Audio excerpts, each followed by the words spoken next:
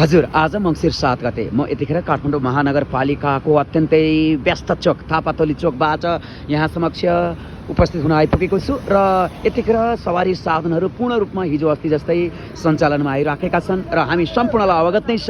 दुर्गा प्रसाईं तथा महेश बस्नेतले आज तिनकुने लगायत विभिन्न ठाउँमा कार्यक्रमहरू आयोजना गर्नुभएको छ। आशा छ उहाँहरूले शान्तिपूर्वक तरिकाले आफ्ना कुराहरू राख्नुहुनेछ, कुनै पनि हिंसात्मक गतिविधि नहोस् भन्ने आशाका साथमा म दुवै दुर्गा प्रसाईं तथा महेश बस्नेतका कार्यकर्ताहरूलाई समेत आह्वान गर्न चाहन्छु। हजुर, शान्तिपूर्वक तरिकाले आफ्ना मागहरू राख्न सक्नुहुनेछ। हिंसात्मक गतिविधिले कसैलाई पनि फाइदा गर्दैन। हामी सम्पूर्णको एउटै चिन्ता मातृभूमिलाई कसरी अगाडि बढाउने, कसरी समृद्धि नेपालको निर्माण गर्ने भन्ने नै हो।